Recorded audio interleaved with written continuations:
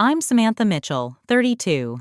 And I never thought I'd be sitting here watching security footage of my own sister-in-law and her husband breaking into my home. My hands are shaking as Rebecca rummages through my drawers while James photographs my financial documents. The disbelief in my chest is quickly hardening into something darker. After years of subtle sabotage, this is undeniable proof. My phone lights up. It's my brother Michael calling. Little does Rebecca know, this will be the last time she ever tries to hurt me. Before I dive into this wild story, let me know where you're watching from in the comments. Hit that like and subscribe button if you've ever had family members who weren't exactly what they seemed. Trust me, you'll want to stick around to see how I finally caught my sister-in-law red-handed after years of suspicion. Let me back up and give you some context about how I ended up watching my sister-in-law ransack my home on my phone while sitting in my office at 8 p.m. on a Tuesday. I've always been career-focused, maybe to a fault. After years of grinding away in finance, I finally landed a major promotion 6 months ago that came with a significant salary bump. I used the opportunity to move from my cramped apartment to a beautiful home in Oak Ridge Estates, one of those neighborhoods with manicured lawns and a community pool that I never have time to use. The promotion to Senior Investment Director was everything I'd worked for since graduating with my MBA 8 years ago. My brother Michael has always been supportive. 2 years younger than me, he followed a different path, teaching high school history and coaching basketball. He met Rebecca at a teacher conference 5 years ago, and they got married after a whirlwind 6-month romance. I had my reservations from the start, but kept them to myself. Michael seemed happy, and that's what mattered. Rebecca has always been difficult. From the moment we met, there was a tension I couldn't quite name. She'd compliment my career with a slight edge in her voice. It must be nice to make so much money while the rest of us shape young minds. At family gatherings, she'd subtly undermine me, questioning my long hours and lack of a relationship. Don't you want what Michael and I have, Samantha? Or is your career really enough? Things escalated when I bought my new home. During the housewarming party, Rebecca walked through each room, making comments about how corporate and impersonal everything looked. "This is what success looks like, I guess," she said, running her finger along my marble countertop. "But does it feel like home?" Michael just laughed it off, saying she was just jealous of my walk-in closet. But then, things started happening. Small things at first. A pair of expensive earrings went missing after they visited. My desk looked slightly rearranged. A file folder containing information about a major client seemed moved. I initially brushed it off as paranoia or forgetfulness, a side effect of my demanding job. Then my laptop disappeared for several hours during a family dinner I hosted. I found it later in my guest room, slightly warm as if recently used.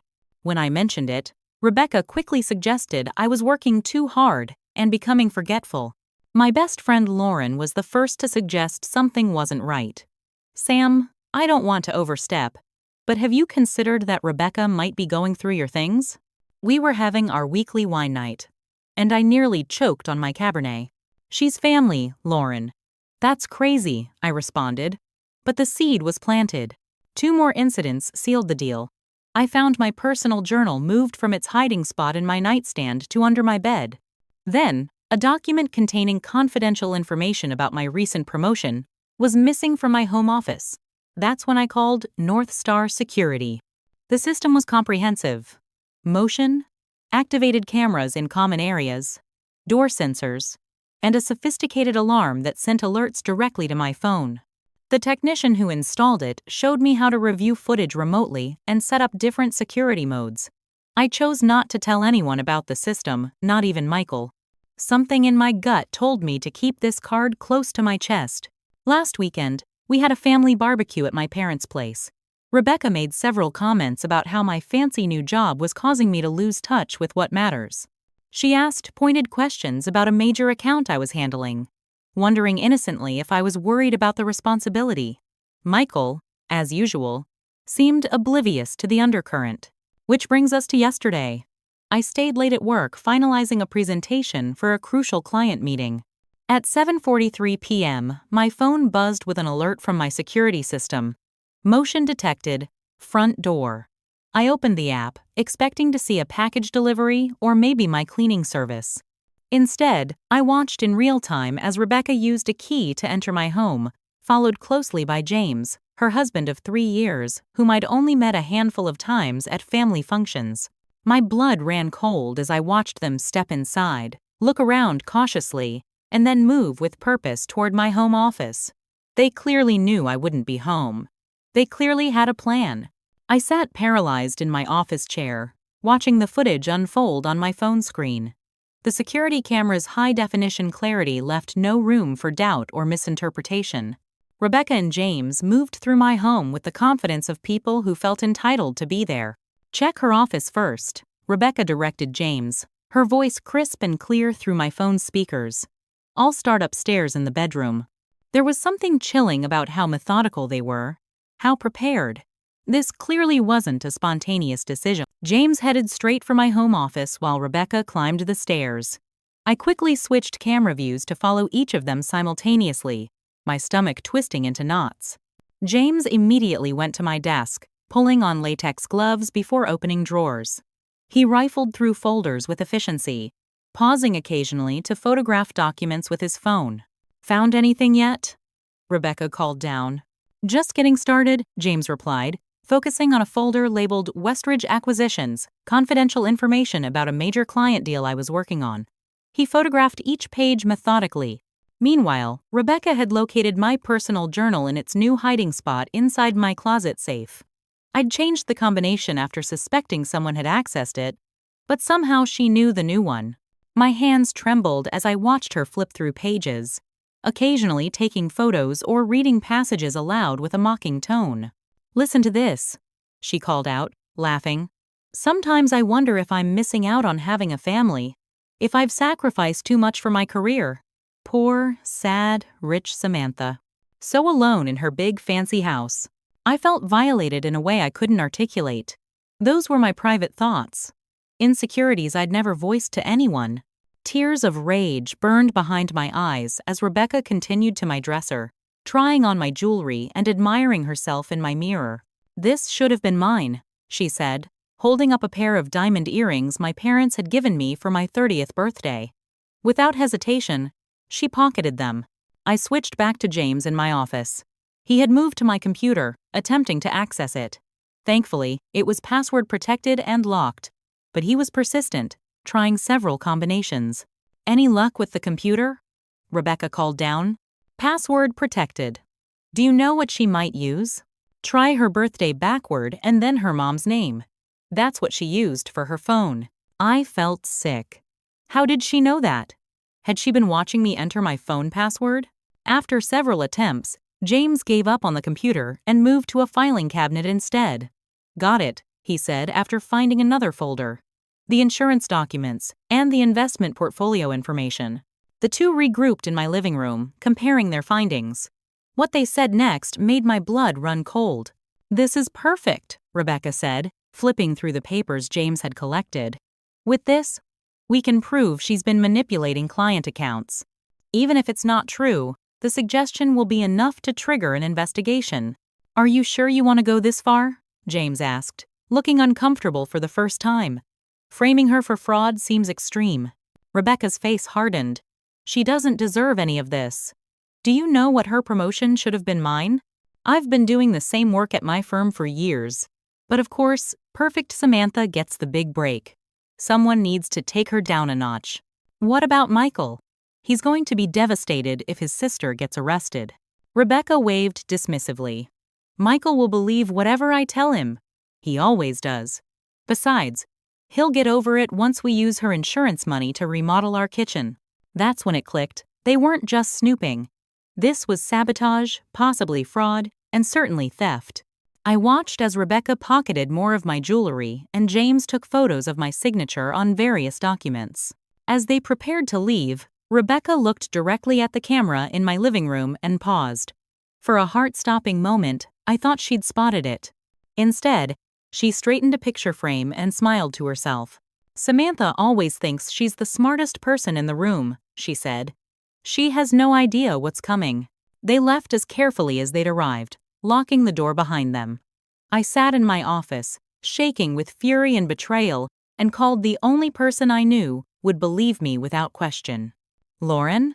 I need you to come over right now. You were right about Rebecca.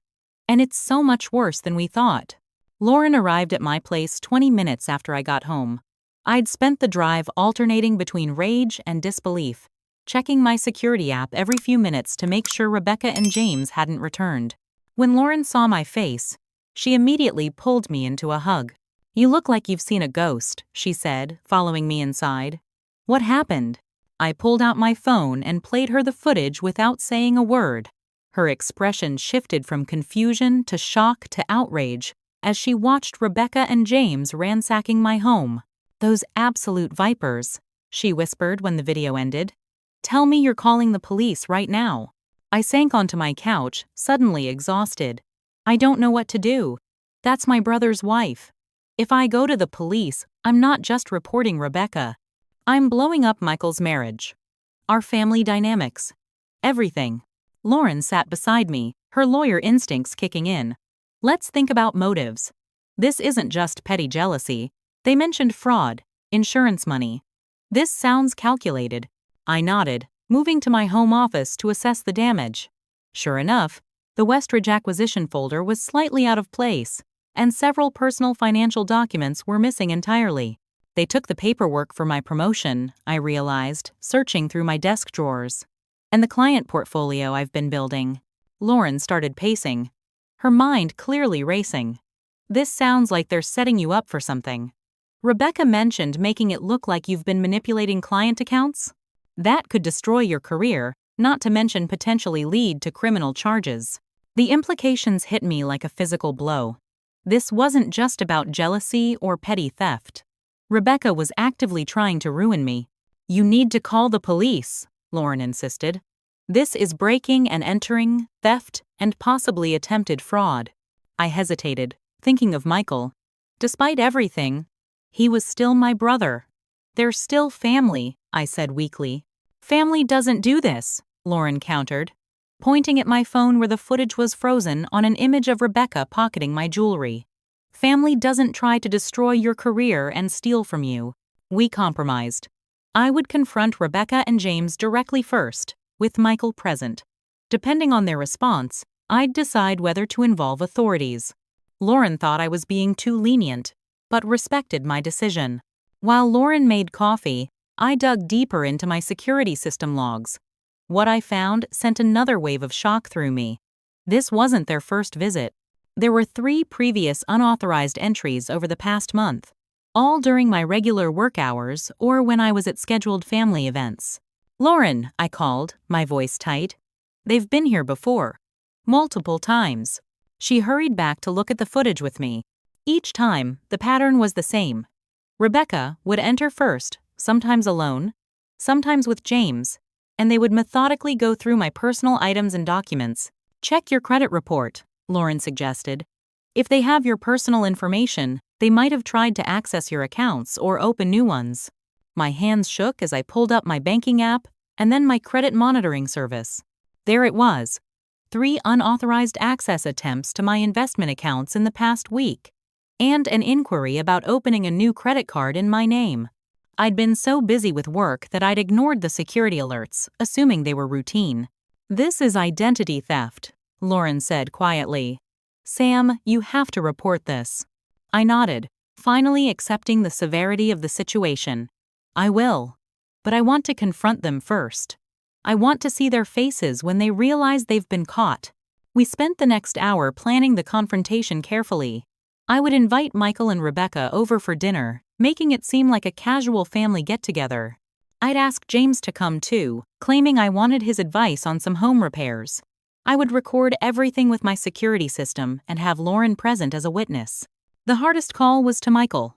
I kept my voice light as I invited them over for dinner the following evening, making up an excuse about wanting to try out a new recipe. He sounded happy, oblivious to what his wife had been doing. That conversation left me feeling hollow. My brother, who I'd looked out for since we were kids, had no idea about the snake he'd married. After Lauren left, I sat alone in my living room, looking at the spaces Rebecca and James had violated. Their intrusion felt palpable, like a lingering scent I couldn't wash away. I changed all my passwords, called my bank to flag my accounts for suspicious activity, and contacted my company's IT department to secure my work credentials. As I moved through these practical steps, a cold determination replaced my initial shock. Rebecca had made a critical mistake. She'd underestimated me, assuming I wouldn't fight back. That was about to change. I spent the entire day preparing for the confrontation. I cleaned my already immaculate house, prepared a simple meal that could sit in the oven, knowing full well we might never get to eating it, and set up additional security cameras to capture every angle of the living room. Lauren arrived an hour early to help me finalize our strategy. "Remember," she cautioned, "don't reveal what you know right away. Give them rope to hang themselves with." Michael texted that they were running a few minutes late. When the doorbell finally rang at 7:15, I took a deep breath and opened the door with a practiced smile. "Sorry we're late," Michael said, giving me a quick hug. Rebecca insisted on bringing wine. He looked the same as always. My kind-hearted brother with his perpetually messy hair and genuine smile. Rebecca followed behind him, immaculately dressed in a navy blue dress that I realized with a jolt was similar to one she'd tried on from my closet during the break-in. She handed me a bottle of red wine with a saccharine smile. "Your home always looks so perfect, Samantha," she said, her eyes scanning the entryway critically. "I don't know how you manage it with your busy schedule." James entered last, shaking my hand formally. He couldn't quite meet my eyes, and I wondered if he felt guilty about their actions or was just nervous about their plan. "Lauren!" "I didn't realize you'd be joining us," Rebecca said, her smile tightening when she noticed my friend. "Last-minute addition," Lauren replied smoothly. "Sam and I had some contract work to finish up. I led everyone to the living room, where I'd set out appetizers and drinks." Michael immediately launched into a story about one of his students, while Rebecca perched on the edge of the sofa, declining food but accepting a glass of wine. James stood awkwardly by the fireplace, examining the photos on the mantel with too much interest. I waited until everyone had settled before beginning my carefully planned questioning. "So, Rebecca," I said casually, "how's everything at your firm? Any exciting new projects?" She launched into a detailed description of her latest work assignment, emphasizing how demanding and important it was. I nodded along, noticing how she subtly worked in comparisons to my job. "That sounds challenging," I said when she finished. "Speaking of challenging, I've been dealing with some strange occurrences lately." Rebecca's posture stiffened slightly. "Oh? What kind of occurrences?" "Items going missing. Documents being moved around. It's the strangest thing." I maintained eye contact with her, watching for reactions. "You've always been a bit disorganized," she said dismissively. "Remember when she lost her college graduation tickets, Michael? We had to scramble for replacements." Michael laughed. "Yeah, Sam's always been more organized with work stuff than personal things." "That's true," I conceded. "But these aren't instances of misplacing things. For example, the diamond earrings Mom and Dad gave me for my birthday disappeared recently." I stared directly at Rebecca's ears, where my missing earrings glinted in the light. A flash of panic crossed her face before she composed herself. "Those sound lovely. I don't think I've seen them." "You're wearing them right now," I said quietly. The room went silent. Michael looked confused, glancing between me and his wife. "These?" Rebecca touched the earrings. "Don't be ridiculous. James bought these for me last month." "Tell her, James." James cleared his throat. "Right. Anniversary present." "That's strange," I continued, my voice steady, despite my racing heart, "because they're identical to mine, down to the small imperfection in the left stone. And mine disappeared after you two visited last month." Michael was frowning now. "Beck, what's going on?" I decided it was time to stop dancing around the issue. "I know you two broke into my house yesterday. And 3 times before that."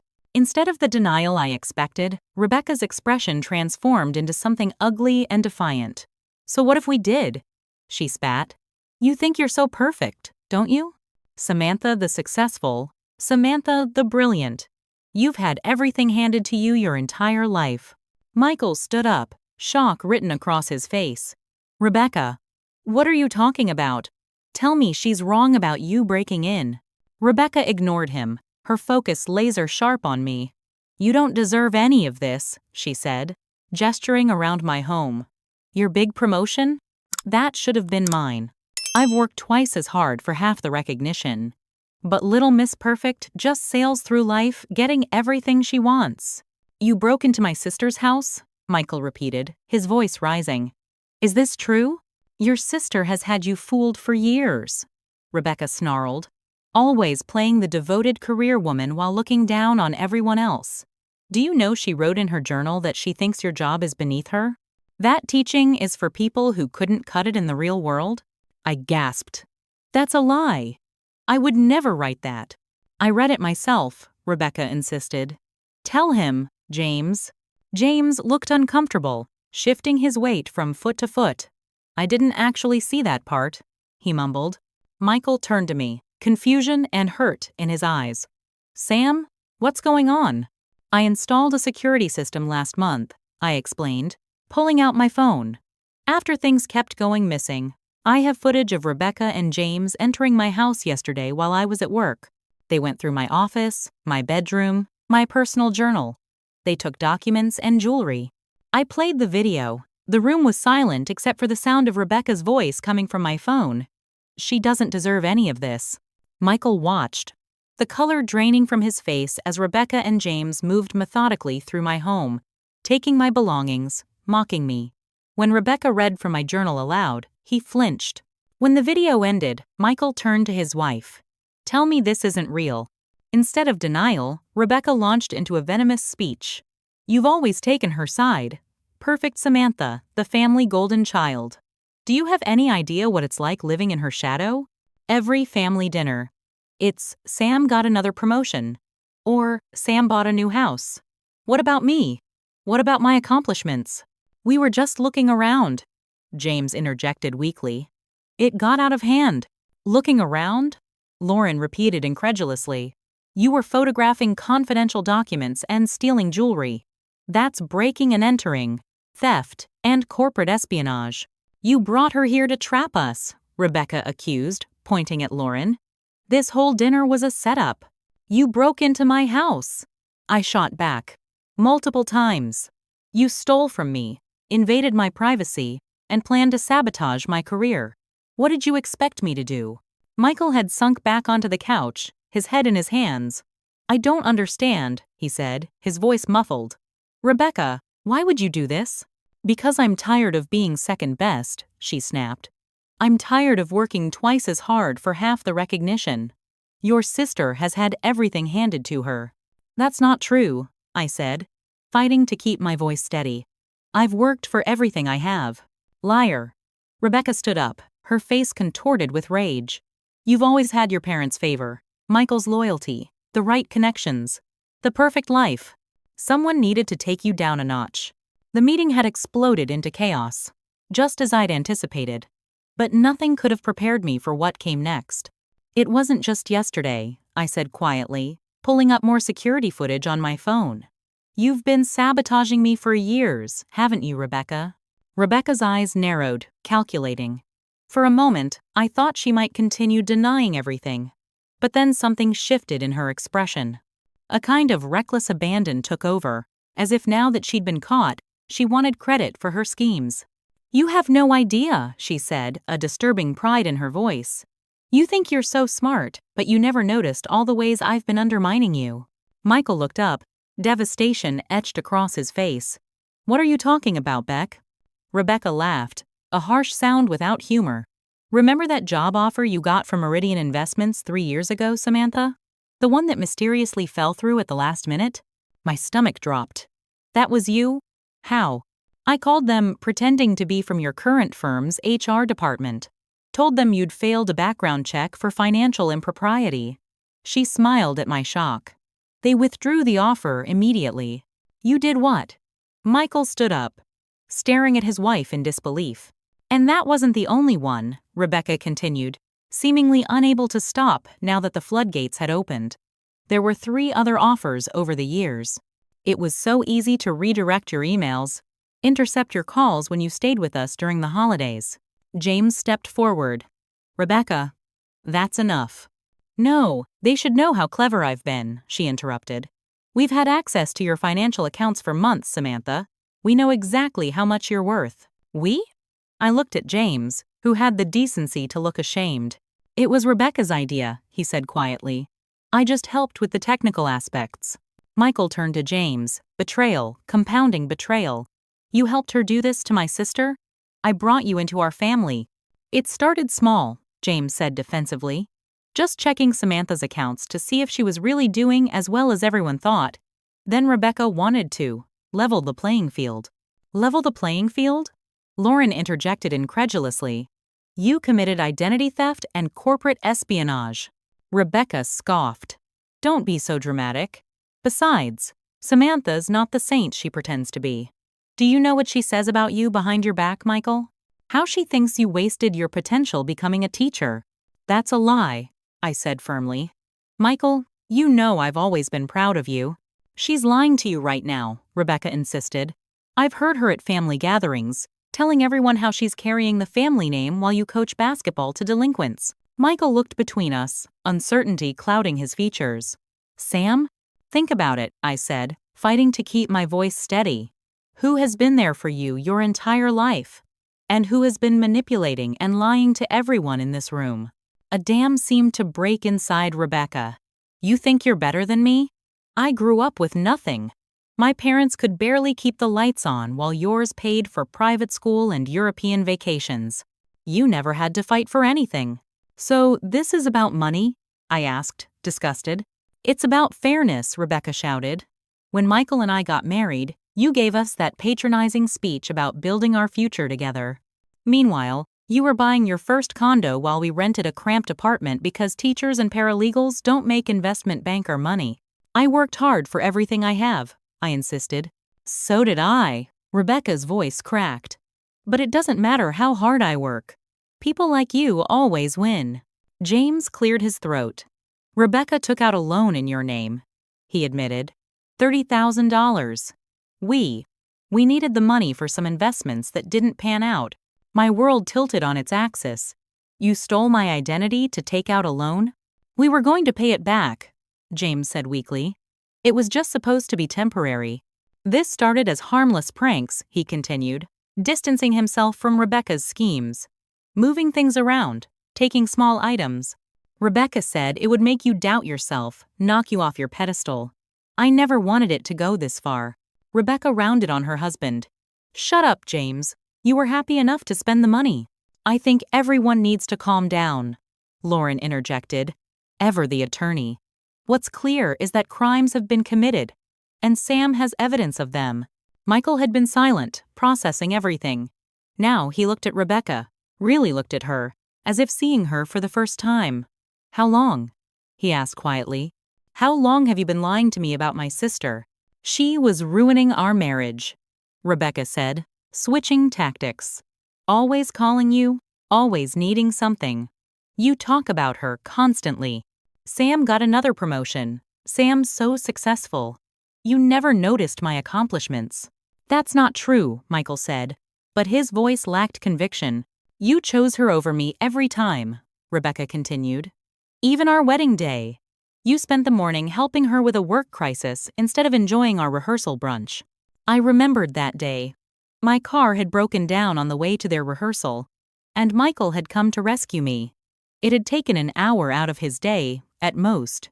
That's what family does, Michael said softly. They show up for each other.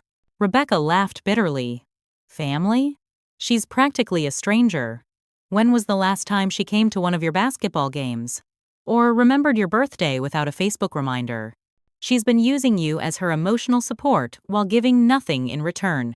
Her words hit home in a way I wasn't prepared for. Had I been taking Michael for granted? That's not fair, I protested. But my voice sounded weak even to my own ears. Stop manipulating him, Lauren cut in. You've been systematically lying to Michael while actively trying to harm his sister. There's no justification for what you've done. Michael stood up abruptly. I need some air. He walked out onto my patio, closing the door behind him. In the tense silence that followed, Rebecca's expression shifted from righteous anger to something more calculating. This isn't over, she said quietly. You have no idea what I'm capable of. Actually, I think we're getting a pretty good idea, Lauren responded. And everything you've said is recorded. She pointed to the security cameras I'd set up around the room. Rebecca's face flushed with rage. She grabbed her purse and stormed toward the door. James, we're leaving. James hesitated, looking between Rebecca and us. I think I should stay and explain some things. If you stay, don't bother coming home, Rebecca threatened. After a moment's hesitation, James followed her to the door. But before leaving, he turned back to me. Check your credit report. There are 3 new accounts you don't know about. With that, they were gone, the door slamming behind them. I sank onto the couch, the full weight of their betrayal finally hitting me. My sister-in-law had been systematically undermining me for years. My home had been violated, my privacy invaded, my identity stolen, and my brother was caught in the middle. Through the patio doors, I could see Michael staring out into the darkness, his shoulders slumped in defeat. This confrontation had revealed the truth. But at what cost? The house fell into a heavy silence after Rebecca and James left. Lauren squeezed my hand reassuringly before going to make tea, giving me a moment alone to collect myself. Through the patio doors, I could see Michael still standing with his back to the house, shoulders hunched as he processed the evening's revelations. I joined him outside, the cool night air raising goosebumps on my arms. For a long moment, neither of us spoke. I had no idea, he finally said, his voice hollow. All this time, she's been. I brought her into our family, Sam. This isn't your fault, I said gently. He turned to face me, his eyes red-rimmed. Isn't it? I married her. I defended her when Mom said she seemed manipulative. I dismissed Dad's concerns about her constant competitiveness with you. He ran a hand through his hair. I should have seen it. Rebecca fooled all of us, I said, though the words felt inadequate against the magnitude of the betrayal. Michael shook his head. Not you. You always had your reservations. I thought you were just being overprotective, or maybe a little judgmental. He laughed bitterly. Turns out your instincts were right. We moved back inside where Lauren had set out mugs of tea and was pulling up a credit monitoring site on my laptop. We need to check the damage, she said. James mentioned 3 unknown accounts. The next hour was spent in grim assessment. My credit report revealed 2 credit cards and a personal loan opened in my name over the past 3 months. The cards had reached their limits, and the loan, $30,000, as James had admitted, had been withdrawn in cash. They've destroyed my credit score, I said numbly, staring at the screen. This is identity theft, Lauren reminded me. You'll need to file a police report. Michael flinched at that. Is there any way to handle this without involving the authorities? She's still my wife. Lauren and I exchanged glances. Michael, I began carefully. Rebecca stole my identity, broke into my home multiple times, and planned to sabotage my career. This goes beyond family drama. I know, he said, covering his face with his hands. I know. It's just, processing all this at once is overwhelming. While Michael called our parents to give them a heavily edited version of events, I discovered more missing items. A vintage watch from our grandfather, several pieces of jewelry, and, most alarmingly, the original copies of my recent promotion paperwork containing my signature. The next morning, I met with my company's legal team. They were alarmed by the potential corporate espionage angle, but reassured me that my job wasn't in jeopardy. They assigned a security specialist to review all my recent work and accounts for tampering. 2 days later, I filed a police report with Lauren by my side. The detective listened impassively as I showed him the security footage and detailed the identity theft. You have strong evidence, he acknowledged, especially with the video. We'll need to interview your brother as well. Michael cooperated fully, though the strain showed in the dark circles under his eyes and his subdued demeanor. He'd moved out of the home he shared with Rebecca, temporarily staying with our parents while figuring out next steps. A week after the confrontation, Rebecca launched her counterattack. She created posts on social media claiming I'd fabricated the entire situation out of jealousy over her perfect marriage to Michael. She contacted several of my colleagues anonymously, suggesting I was under investigation for ethical violations at work. My boss called me into his office, concerned about the rumors circulating. I know these accusations are false, he assured me, but they're creating a distraction. Is there anything I should know about this situation? I explained as professionally as possible, providing copies of the police report and evidence of Rebecca's actions. He was understanding but warned me to keep the drama away from the office. The last thing we need is for clients to get wind of this and worry about the security of their information. The stress began affecting my work performance. I found myself checking my security app constantly, jumping at unexpected sounds, and struggling to concentrate during important meetings. My usually immaculate appearance began to slip forgotten earrings, mismatched shoes one particularly bad morning. Meanwhile, the legal proceedings against Rebecca and James moved forward slowly. My attorney filed for restraining orders against both of them, which were granted based on the security footage and police report. Then came another blow. I arrived at my office one Monday to find the door slightly ajar. Nothing obvious was missing, but my computer had been tampered with. Security footage showed a woman in a hoodie and face mask impossible to identify conclusively, but the height and build matched Rebecca. That same day, my car was vandalized in the company parking lot. The security cameras had mysteriously malfunctioned during the time frame. The word Liar was keyed into the driver's side door. Michael was devastated when I told him. "I'm filing for divorce," he said quietly. "I met with a lawyer yesterday." "Are you okay?" I asked, worried about the toll this was taking on him. He gave me a sad smile. "Not really. I'm questioning everything about the last 5 years. Was any of it real? Did she ever actually love me? Or was I just a connection to you and our family?" We sat in my living room, reminiscing about our childhood, the simpler times before Rebecca entered our lives. For the first time, Michael admitted how she'd gradually isolated him from his friends, how she'd discourage him from spending time with me unless she was present.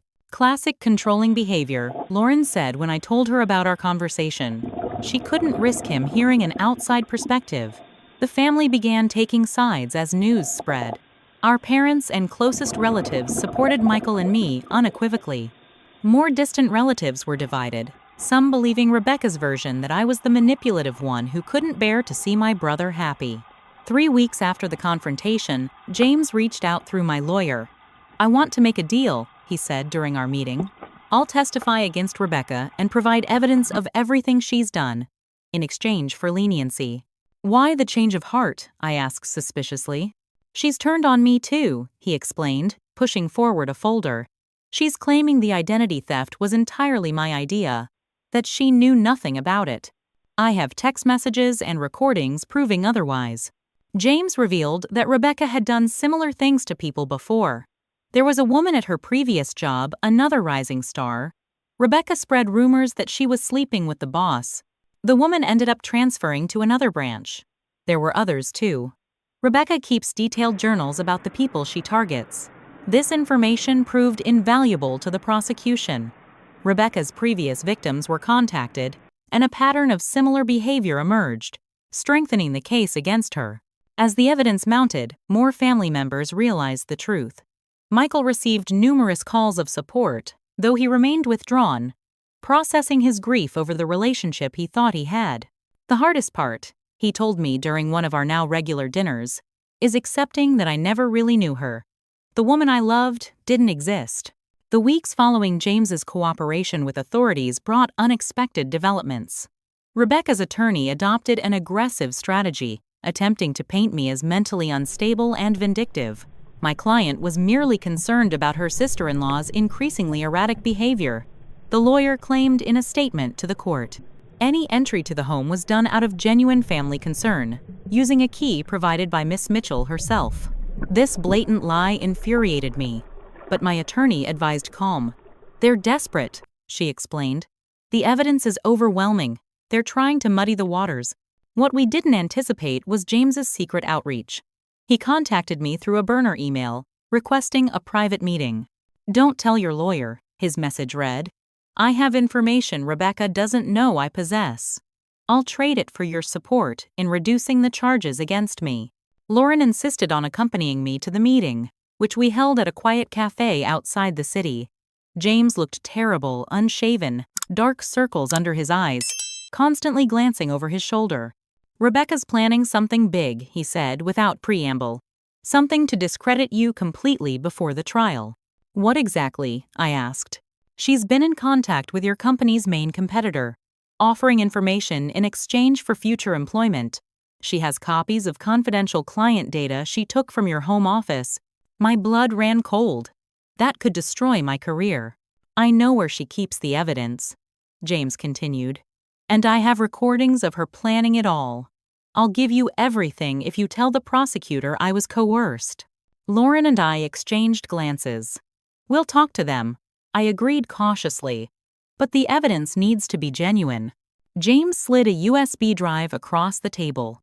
"It's all here. Recordings, photos, account information, everything she's done to you and others." The drive proved invaluable. It contained recordings of Rebecca boasting about manipulating Michael, planning the break-ins, and discussing how to frame me for professional misconduct. Most damning was a video of her practicing forging my signature on company documents. 2 days after our meeting, I received an urgent call from my office's security team. "Someone attempted to access our main server using your credentials," the head of IT explained. "They were stopped by our security protocols, but they tried repeatedly." Security footage showed a woman matching Rebecca's description in the office parking garage around the same time. Though her face was obscured by a hat and sunglasses, her distinctive walk was recognizable. Meanwhile, Michael filed for divorce, citing irreconcilable differences rather than detailing Rebecca's actions to avoid media attention. Rebecca contested everything, demanding half of all assets and claiming Michael had emotionally abandoned her. "She's doing this to punish him for siding with you," my mother observed during a family dinner. It was the first time we'd all been together since the confrontation, and Michael's absence he'd begged off, claiming exhaustion was keenly felt. The rest of the family had finally seen Rebecca's true nature. My Aunt Martha, who had initially been skeptical of my claims, called to apologize after Rebecca contacted her with wild accusations about me. "She said you've been struggling with drug addiction for years," Martha told me, horrified. "That Michael has been covering for you." When I questioned her, she became aggressive, threatening to expose family secrets if I didn't help her campaign against you. Rebecca's vendetta extended to vandalizing my car a second time. This time, security cameras captured her clearly, and she was arrested for violation of the restraining order. She spent a night in jail before being released on bail with stricter conditions. Instead of deterring her, the arrest seemed to escalate her determination.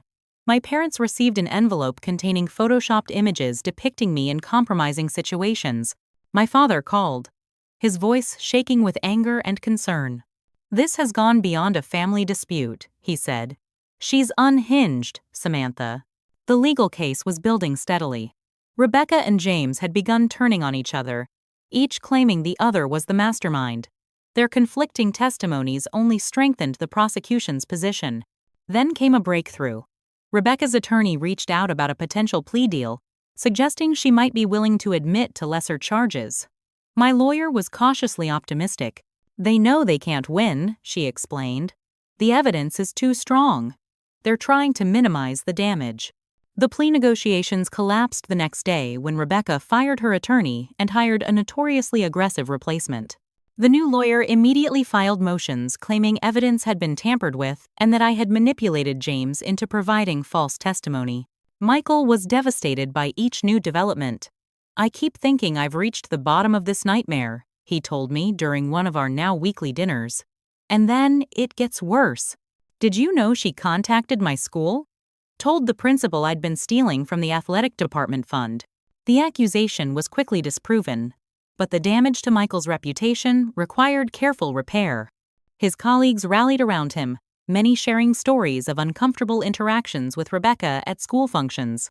She always asked inappropriate questions about salaries and promotions, his fellow history teacher confided. "We thought she was just socially awkward, not malicious." As the trial date approached, Rebecca made one final, desperate attempt at revenge. She showed up at my workplace during a critical client meeting, creating a scene in the lobby. "Ask Samantha about the missing client funds," she shouted as security escorted her out. "Ask her where she's hiding the money." My boss called me into his office immediately afterward. "I know this woman is your brother's estranged wife," he said gravely. "But these accusations, even if completely false, are damaging. Clients are asking questions." I provided him with the complete legal file, including James's evidence and the police reports. After reviewing everything, he offered the firm's full support, even suggesting their corporate counsel join my legal team. "We protect our own," he said firmly, "especially when they're being targeted for doing excellent work." The security footage of Rebecca's workplace intrusion was the final piece of evidence needed. The judge reviewing the case denied all of her attorney's motions to dismiss and set a trial date. Rebecca was facing charges of breaking and entering, identity theft, harassment, and violation of restraining orders.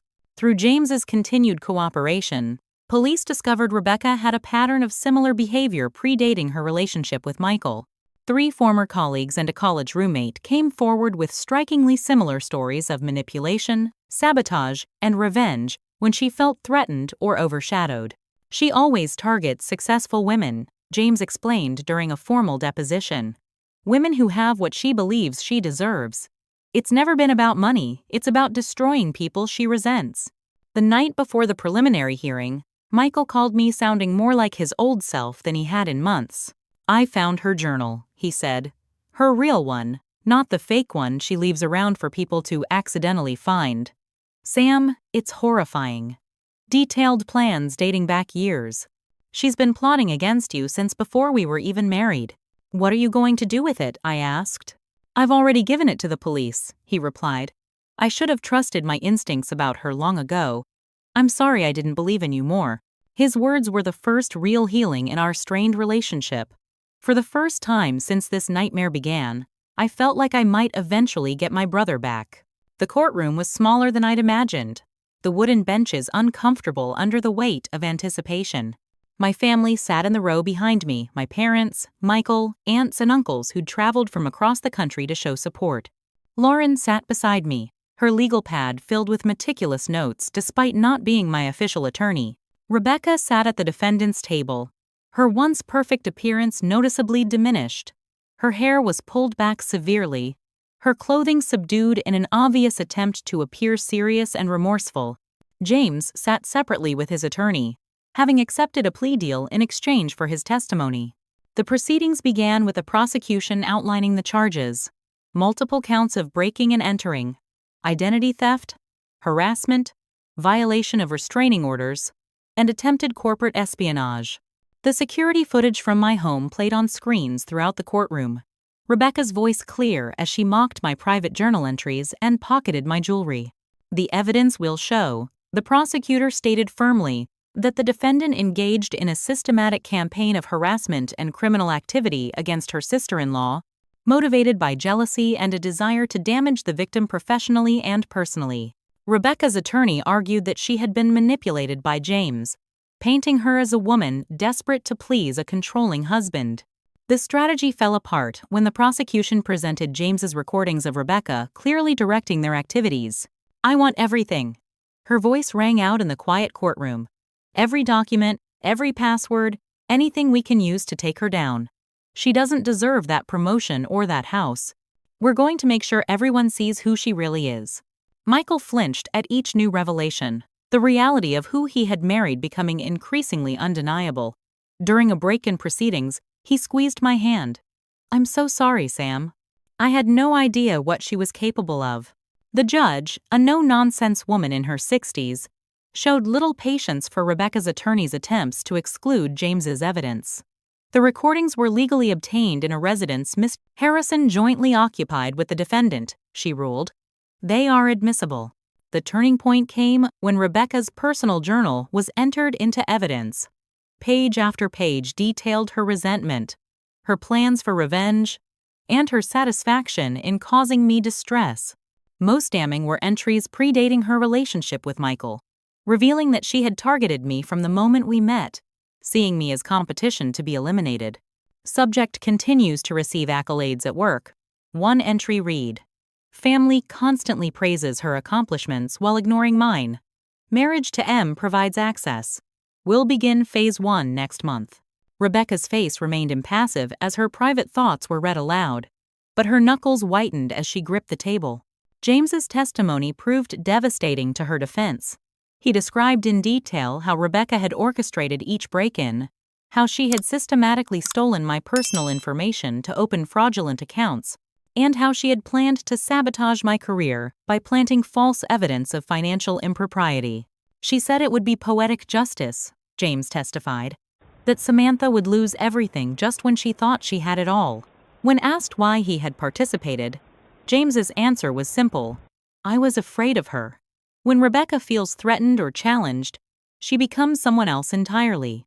Someone dangerous. The defense attempted to cross-examine me about my relationship with Michael, suggesting I had manipulated my brother against his wife out of jealousy. The line of questioning backfired when the prosecution presented text messages from Rebecca to a friend, gloating about how she was gradually cutting him off from his family, especially his controlling sister. Would you say your sister-in-law was jealous of your success, Miss Mitchell? Rebecca's attorney asked. I believe she was resentful, I answered carefully. I never understood why she viewed my achievements as somehow diminishing hers. I only wanted my brother to be happy. As the trial progressed, Rebecca's composure began to crack. During the presentation of evidence from her previous victims, former colleagues and friends who described similar patterns of sabotage and revenge, she interrupted proceedings, shouting that we were all conspiring against her. None of you understand what it's like, she cried out. Always being second best. Always watching other people get the recognition you deserve. The judge ordered a brief recess, during which Rebecca's attorney attempted to control the damage, but the outburst had revealed her client's true nature more effectively than any evidence could. When proceedings resumed, Rebecca had regained her composure, but the damage was done. Even her attorney's body language suggested defeat. On the fourth day of trial, James's plea deal was formally accepted. In exchange for his testimony and cooperation, he received a sentence of probation and community service, along with mandatory counseling. The leniency reflected his secondary role and willingness to assist the prosecution. Rebecca was found guilty on all counts. The judge's summary was scathing. The court has rarely seen such calculated malice, she stated. The defendant's actions were not crimes of passion or necessity, but rather a systematic campaign of harassment and criminal activity motivated by nothing more than envy and spite. Rebecca was sentenced to 4 years in prison with the possibility of parole after 2 years, plus restitution for the financial damage caused by the identity theft. She was also ordered to undergo psychological evaluation and treatment. As the bailiff led Rebecca away, she turned to glare at me one final time. I expected to feel triumph or at least relief, but what struck me most was how small she looked, how diminished by her own hatred. In the courthouse hallway afterward, surrounded by family, I finally felt the tension of the past months begin to ease. Michael hugged me tightly, whispering, "It's over. We can start to heal now." Rebecca's appeal was denied 3 months later. Her attorney had argued for a reduced sentence based on alleged procedural errors, but the appellate court found no grounds for overturning the verdict or sentencing. 6 months after the trial, I received an unexpected invitation to speak at a conference about corporate security and identity theft. My case had become something of a cautionary tale in professional circles, and sharing my experience might help others protect themselves. Standing at the podium, looking out at a room full of professionals eager to learn from my ordeal, I realized something important. Rebecca had tried to diminish me, to tear down everything I'd built, but instead, she had inadvertently given me a platform and a purpose beyond my career. Trust your instincts, I told the audience. If something feels wrong, it probably is. And never underestimate the importance of security, both digital and physical. After the presentation, a woman approached me. "Your story helped me recognize what was happening in my own life," she said. "I thought I was being paranoid, but after hearing you speak, I installed cameras and caught my business partner stealing client information." That conversation was the first of many. What Rebecca had intended as my destruction had instead become a way for me to connect with and help others. There was a certain poetic justice in that. Michael's divorce was finalized, and he slowly began rebuilding his life. Our relationship, strained by Rebecca's manipulation, grew stronger than before. We made a point of having dinner together weekly, re-establishing the bond that had sustained us through childhood. During one of these dinners, he asked, "Do you ever wonder if you could have done anything differently to have seen her true nature sooner?" I considered the question carefully. I think we both wanted to believe the best about people. That's not a flaw, Michael.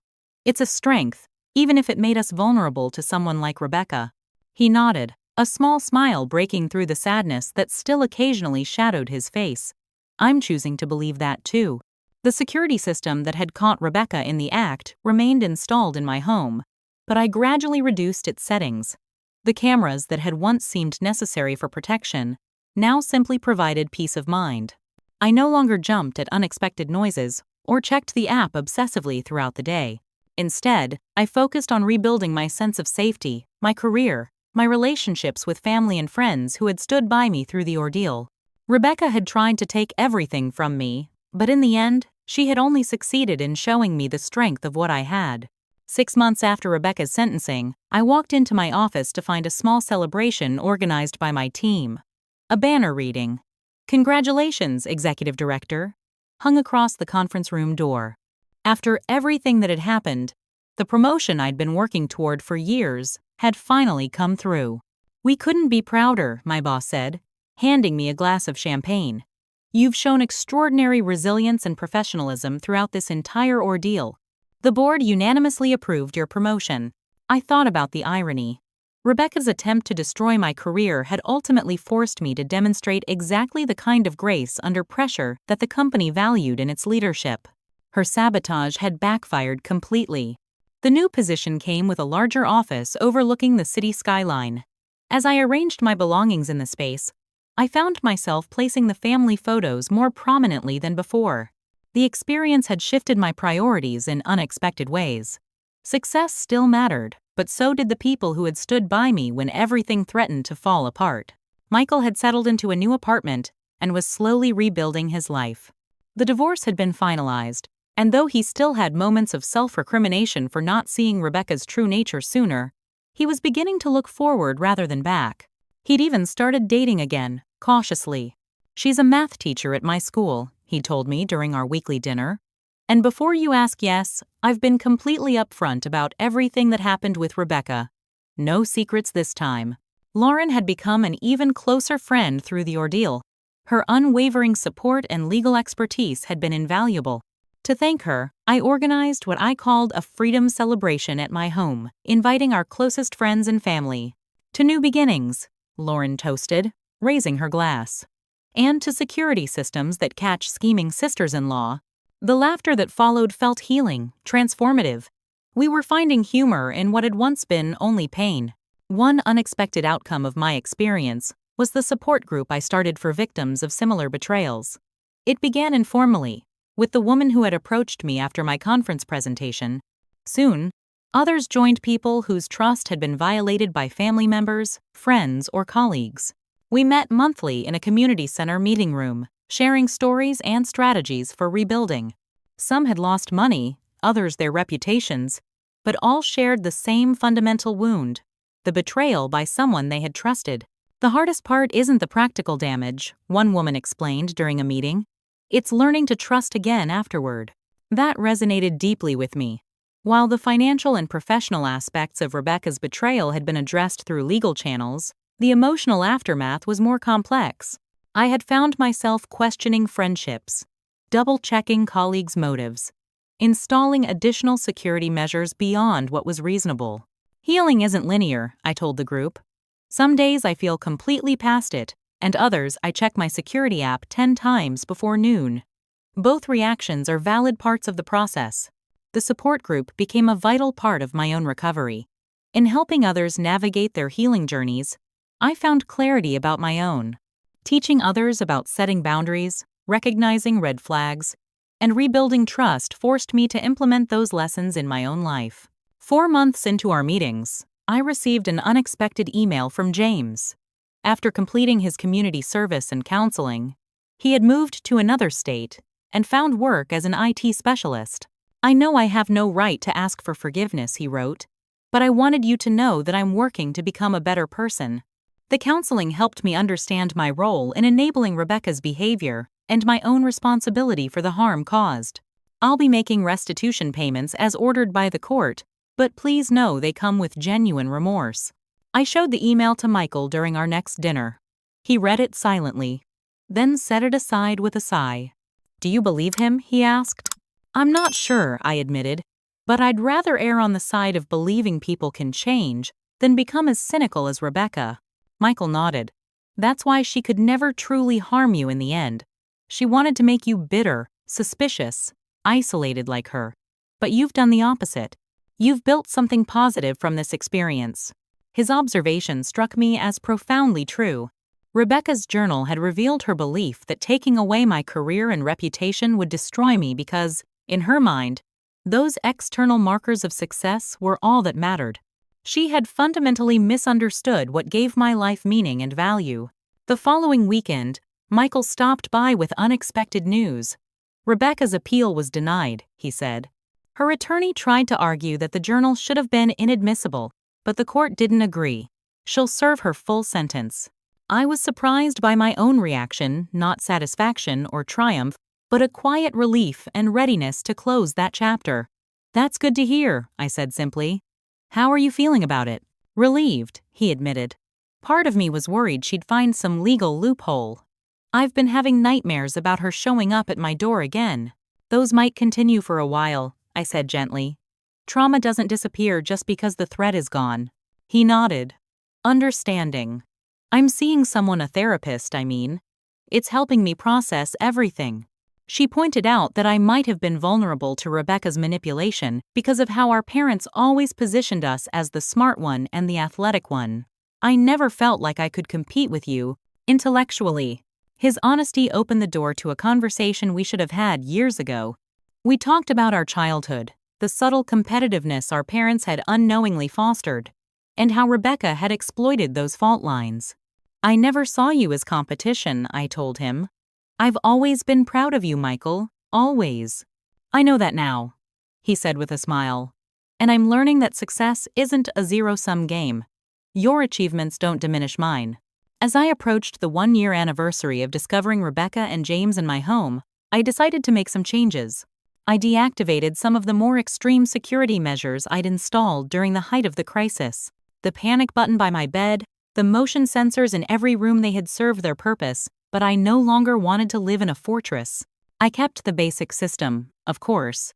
The experience had taught me the value of reasonable precautions, but there was a difference between prudence and paranoia, and I was consciously choosing the former.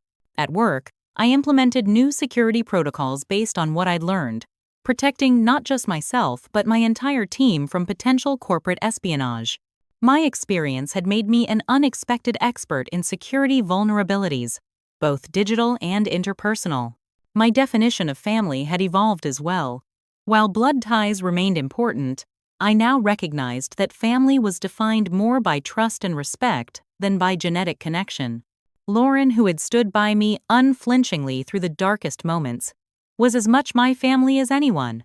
The final lesson, perhaps the most important one, was about resilience.